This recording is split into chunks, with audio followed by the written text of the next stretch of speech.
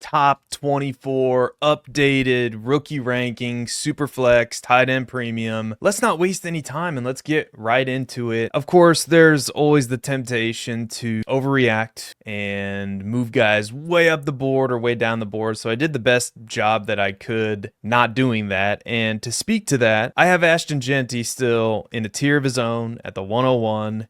I know he didn't run. I know he didn't really participate in much, but he still is my 101. He did weigh in a half inch shorter than he was listed. There's some other folks who listed in shorter.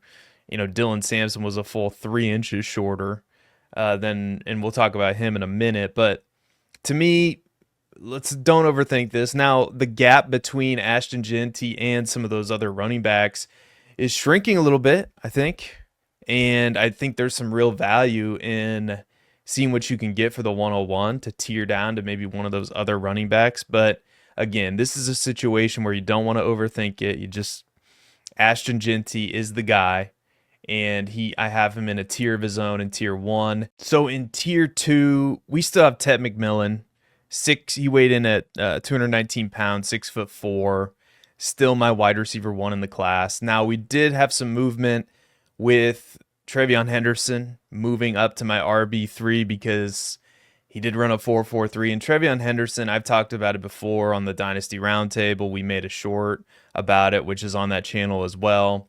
I'm all in on Trevion Henderson, which is why I have him here in the top 5 at player 4 overall. He weighed in over 200 pounds.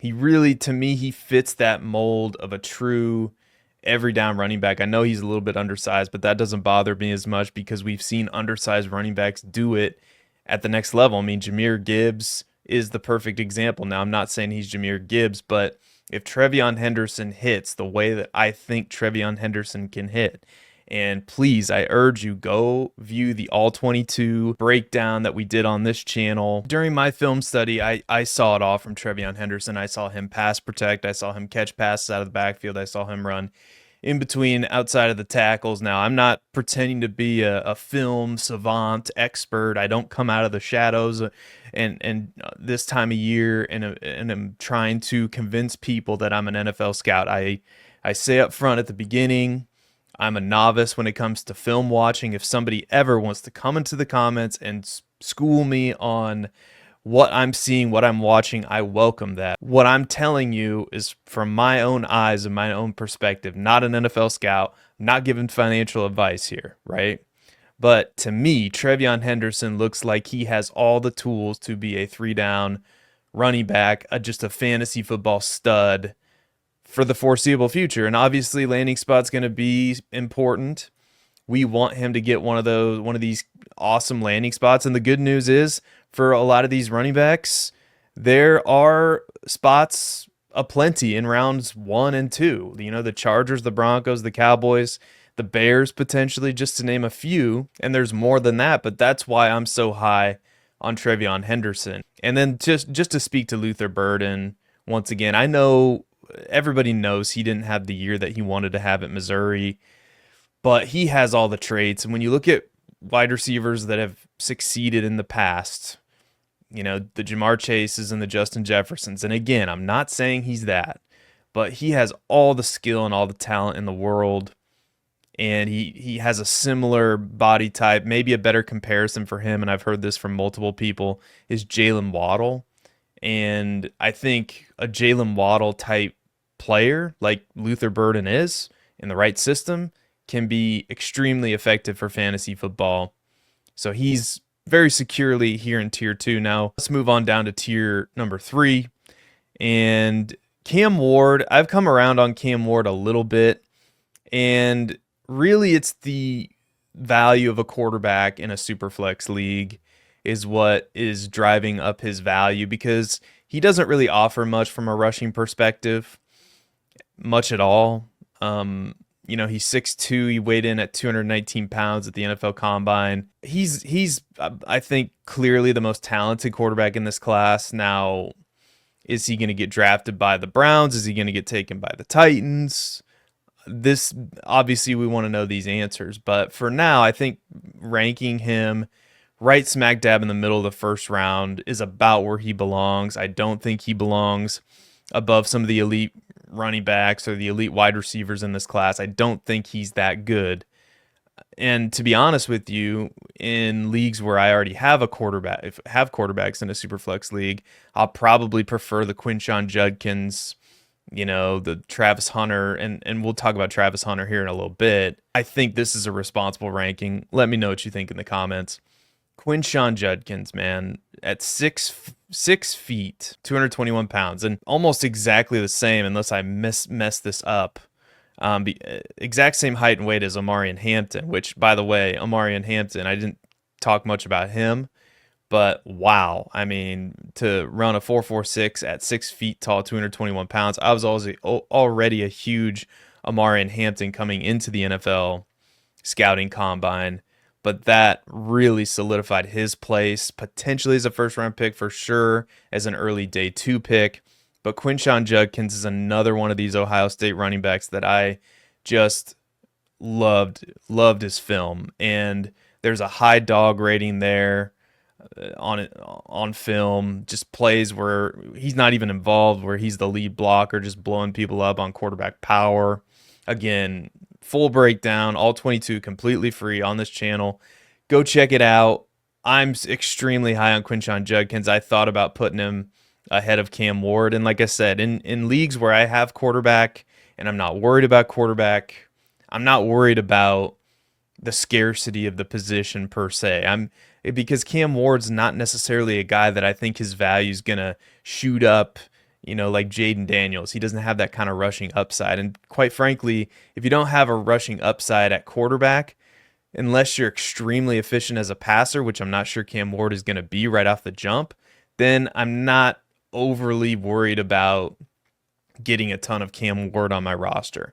Quinshon Judkins, on the other hand, I think profiles as a true 3-down running back. And middle of the first round, if he's sitting there, I would have no problem clicking the button on him, especially considering he ran a 4.48 at 221 pounds. Now, Travis Hunter is the great enigma of this draft, and we've talked about Travis Hunter ad nauseum, so I won't spend too much time on it. But again, I think he good height and weight, 6 feet tall, 188 pounds, maybe a little bit light, but I think that's okay. And again, if you want to look at the all-22 tape of Travis Hunter, the breakdown that I had on this channel, you can check him out as both a corner and a wide receiver. Now, it's going to be extremely hard to do, because if you're going to play the full complement of snaps at wide receiver and corner, you're talking about over 100 snaps a game, which is, I don't know if we've ever seen anyone do it before. Not to say it can't be done, but it's going to be extremely difficult, and we'll see. Different teams apparently view him differently, and it's all going to matter about where he's going to get drafted, and it's going to be very important to monitor the news. But honestly, I think I'm ahead of consensus. You can let me know in the comments on Travis Hunter. I believe, and I've been saying this the entire time, you can go back and look at the Dynasty Roundtable shows to see where Matt Babich and I have stood on Travis Hunter. If Travis Hunter said he was going to be a wide receiver in this class, he'd be the wide receiver 1 overall, and frankly, it wouldn't be close. He would even be in that tier 1 with Ashton Jeanty if he said he was going to be a wide receiver and play all of his snaps. If he was just giving up the cornerback position and he was going to be a full-time wide receiver, he would be my wide receiver 1, and it wouldn't be close. That's how good he is. And again, I urge you to go check out the all-22 tape. We've gone through the tape, and we are big fans of Travis Hunter. Just a ton of upside. And again, if he's sitting there and you're the 109, 110, 111, you were in contention for a championship, these are the kind of moves that can really put your team over the top. Now, it's risky, but again, I like to take big swings with my rookie picks. Talking about a big swing and a miss, Caleb Johnson, 4.57. A lot of people thought maybe he would run in the 4.4s. That didn't happen. Now, he did weigh in at 6 feet 1, 224 pounds. I still do like Caleb Johnson, but he is now my RB5 in the class. I put Quinshon Judkins ahead of him. He was my RB4 heading into this. Now he's my RB5, and he has moved down the rankings slightly. Now, I still do like a lot of what I see from Caleb Johnson. I think he's an above average pass catcher. I think he's very patient as a runner and he has pretty good vision. Where he struggles is pass protection. And that's been my biggest concern with him is like, is he good enough at that to really be a true 3 down running back? And that's my biggest concern with Caleb Johnson. But I think he has all the upside in the world. And now we'll move to, well, let's talk Emeka Egbuka and talk about another wide receiver that has the prototypical size that we're looking for at 6'1", 202 pounds, runs routes with the best of them. Again, I think it's a relatively safe pick at the back end of the first round. Moving down to tier 4 now. This is an interesting tier because we have Shedeur Sanders, Tyler Warren, and Trey Harris. Now, Trey Harris, about expected, at least for me. His projected 40 time coming into this was in the middle of the 4.5s, and that's exactly what he ran. 4.54. He's a bigger wide receiver at 6'2", 205 pounds, which is what he weighed in at the combine. And a lot of people are concerned that the Ole Miss offense is gimmicky, that, you know, this is the exact same place where we saw Jonathan Mingo come from, and people are justifiably have been burnt, you know, before. But I do think Trey Harris is better than those guys. I think he's a little bit more versatile in his route running, and I do believe I have him just outside the first round, so I have him at player number 13, so he's my 201 right now. But I do think he's a lot better than some of those other Ole Miss wide receivers, which is why I have him this high. Now, Tyler Warren, 6'5.5", 256 pounds. I do think this ranking is being driven by what I think his draft capital is going to be, because I do think that there's a really good chance that he gets top 10 draft capital. And if he gets that, and especially if he goes to a landing spot like the Panthers, which is likely, look out, because he's going to shoot up these rankings even further. There are some people that have him extremely high. There was somebody that I saw that had him at the 102. I think that's irresponsible, but having him at the back end of the first round, I think is about where he should be. Just to speak to Shedeur Sanders real briefly now, the reason he's in round 1 at 111 is because he's a quarterback in a Superflex league, and he's probably going to get top 10 draft capital. He might slip a little bit, but to be honest with you, I'm not at all inspired by this quarterback class. There are some quarterbacks that we'll cover later on that I'm intrigued by. One of them we're about to talk about here in a little bit. But overall, I mean, Shedeur Sanders, he's a prospect that I'm going to have a really hard time clicking the button on. If you're talking like, how confident do I feel about my Shedeur Sanders ranking right now? I like 5 out of 10. You know, he's one of these players that I don't know what to do with, because there's a lot of people that like him, but I don't. So I do think he belongs in the back half of the first round just because of the draft capital that he's likely going to get. But again, let me know what you think in the comments. Let's move down to tier number 5, and it starts with Dylan Sampson. Now, Dylan Sampson didn't run at the NFL Combine, but which is, you know, I don't think that's great, at least not from my perspective. And his height was weird. I had his height coming into this, and maybe I'm wrong, but 5'11", in between 190 and 200 pounds, and he measured at 5'8", 200 pounds. And supposedly he runs somewhere in the 4.3s. Now, I really like Dylan Sampson's tape. I think he's elusive. I think he's slippery. And I think he's one of these new age running backs that I think can be a good producer for us in fantasy football. And he was productive last year, even when Jalen Wright was on the roster. And for, you know, a team that likes to throw the ball, Tennessee really ran the ball a lot with Dylan Sampson. So I still maintain that, you know, he's my RB6 in this class right now. So I'm extremely high on Dylan Sampson. But yeah, I would have liked to see him run, because if he would have ran, you know, in the high 4.3s, low 4.4s, I would have liked to see that. But again, we don't always get what we want in this world. Now, to talk about somebody who did run in the 4.3s and somebody who we've been very high on the Dynasty Roundtable, especially Matt Babbage, is Brashard Smith, who is my RB7, and he's ranked here in tier 5. You know, he weighed in at a little bit undersized, 5'10", 194, But again, a perfect comp. I mean, almost the exact career trajectory as Tyrone Tracy. And that's our comp for him right now, and I think it's a good one. And the 4.39 40-yard dash that he ran is going to really help him. And the reason that we love him is because he has that pass catching ability, and he really showed this year he can be a big time producer, I believe, at the next level. Jackson Dart is my quarterback 3, and he's been my quarterback 3 for a long time. I was tempted to put him at quarterback 2, to be honest with you. I would be surprised, and you, again, let me know what you think in the comments. I welcome all discussion, disagreements, troll boys. Everybody can leave comments. Just don't be disrespectful, as Stephen A. Smith would say. Jackson Dart, I think, is going to be a first-round pick.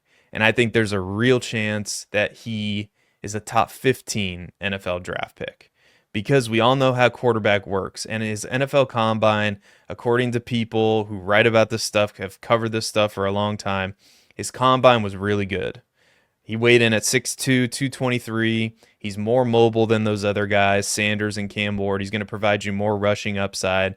So I think there's a strong case that you can make that I should have Jackson Dart, and the fantasy community as a whole should have Jackson Dart ahead of Shedeur Sanders. But again, let me know what you think in the comments. Let's go to Matthew Golden. I have him right behind Trey Harris. He's not in my top 5. He's in my top 6, though. It's hard to deny the 4.29 40-yard dash was extremely impressive at 5'11", 191 pounds. And according to a lot of people who grind film and who do this thing regularly, and we're certainly going to be those people as well. We don't have as much experience as some other people, so we're leaning on some others, doing our own evaluation first, and then seeing what the community has to say.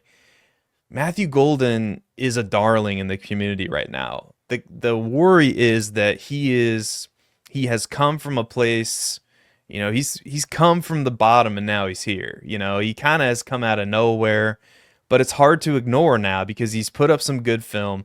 He has the 40-yard dash on his resume at the NFL Combine. So I think he belongs here.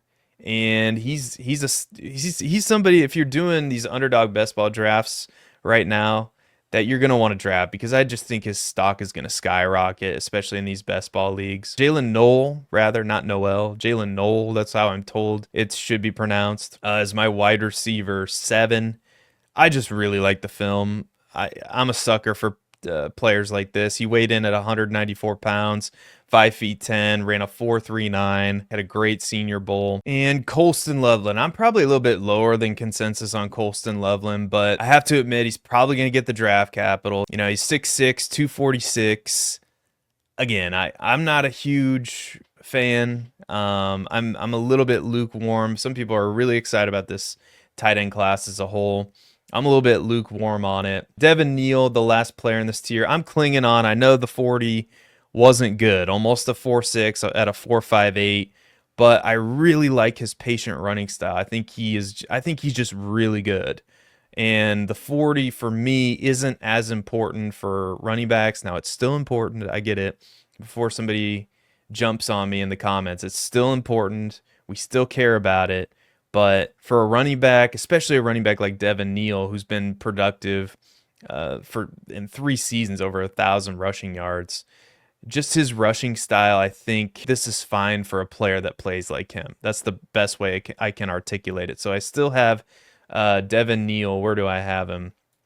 I have him at player 20 overall. So let's go down to tier 6, and we'll round this out. Alec Ayumanor is, again, he's going to be one of my guys. Especially, and I knew he was going to run in the 4.4s. Some people were not aware of this. Even at 6'2", 206 pounds is what he weighed in at. 4.44 40 at the NFL Combine. Again, some people are going to say, is the route running there? Can he separate? I saw it. He had an extremely effective game against Travis Hunter in 2023. So Alec Ayumanor is just going to be a guy that I am going to be higher than consensus on.